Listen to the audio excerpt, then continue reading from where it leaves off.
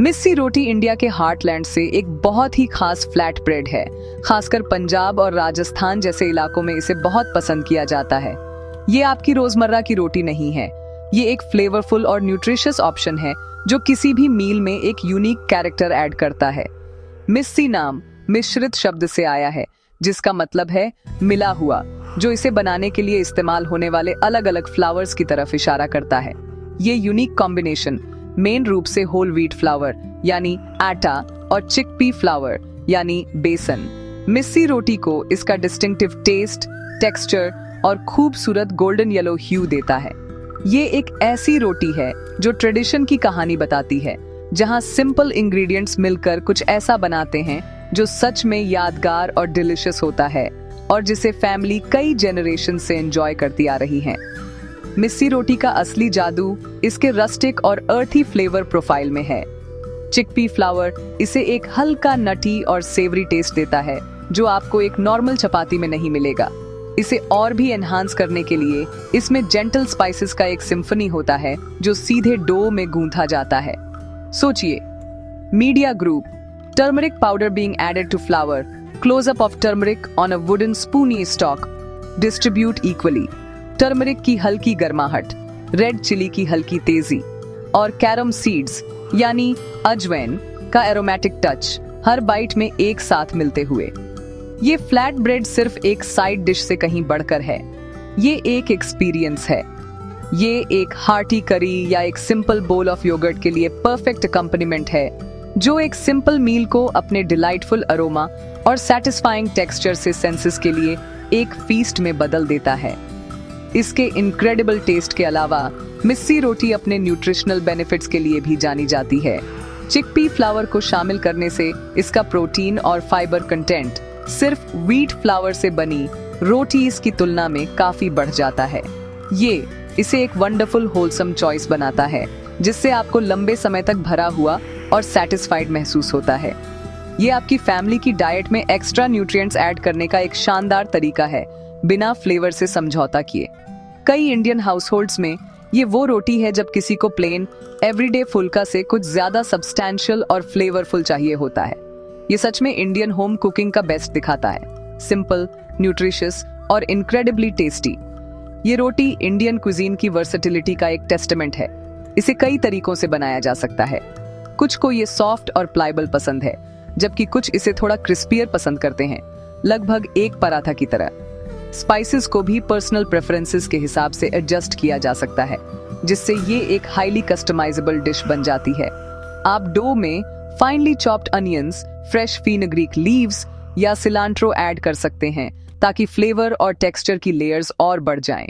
चाहे आप किसी स्पेशल ओकेजन के लिए खाना बना रहे हो या बस एक वीक नाइट डिनर को एलिवेट करना चाहते हो, मिस्सी रोटी एक वंडरफुल और इजी चॉइस है जो अपनी हम्बल येट प्रोफाउंड डिलिशियसनेस से कभी इम्प्रेस करना नहीं भूलती।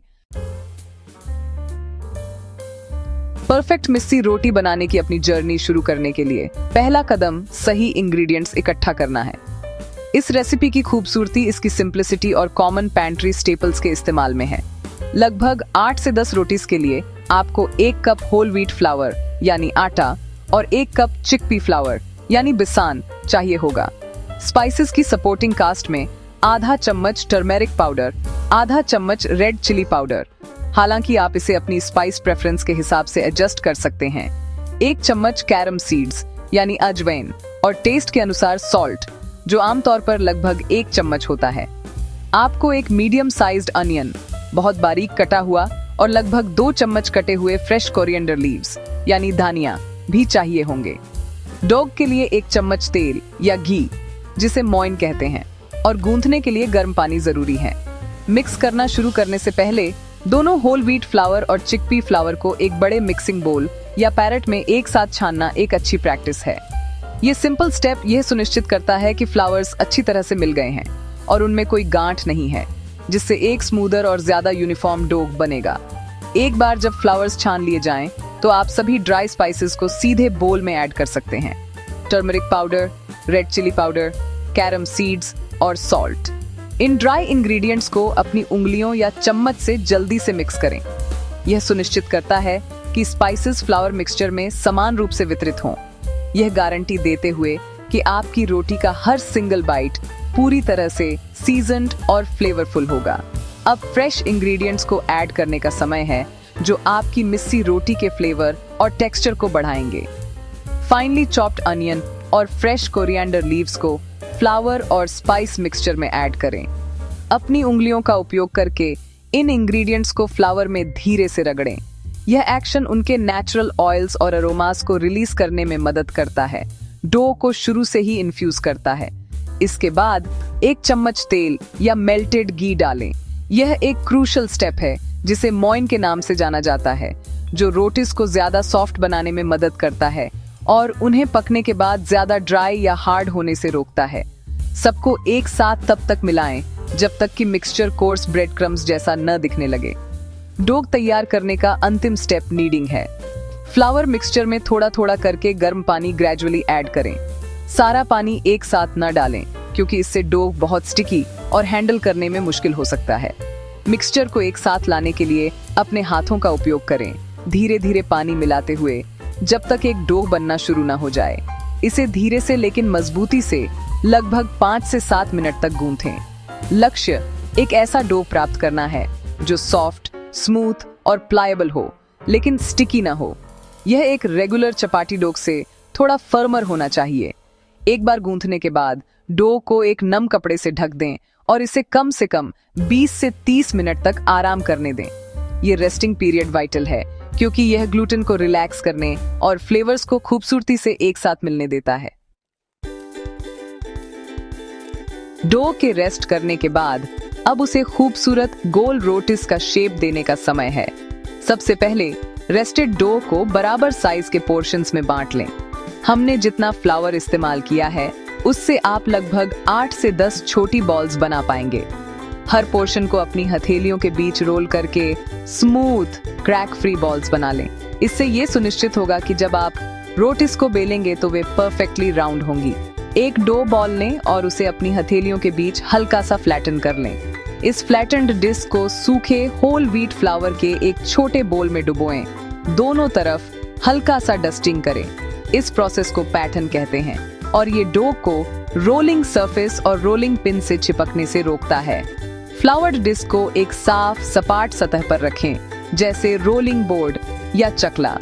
रोलिंग पिन या बेलन का इस्तेमाल करके इसे धीरे धीरे सेंटर से किनारों की तरफ बेलना शुरू करें। बेलते समय एक समान प्रेशर लगाने की कोशिश करें ताकि यूनिफॉर्म थिकनेस बनी रहे। हर 2 बार बेलने के बाद डिस्क को 1/4 घुमाएं ताकि वो गोल बनी रहे। अगर डो चिपकने लगे तो आप थोड़ा और सूखा फ्लावर डस्ट कर सकते हैं, लेकिन कोशिश करें कि कम से कम इस्तेमाल करें ताकि रोटी ड्राई ना हो।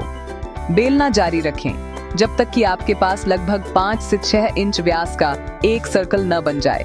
थिकनेस एक रेगुलर चपाती से थोड़ी ज्यादा होनी चाहिए, जो मिस्सी रोटी को उसका कैरेक्टरिस्टिक सैटिस्फाइंग बाइट देती है।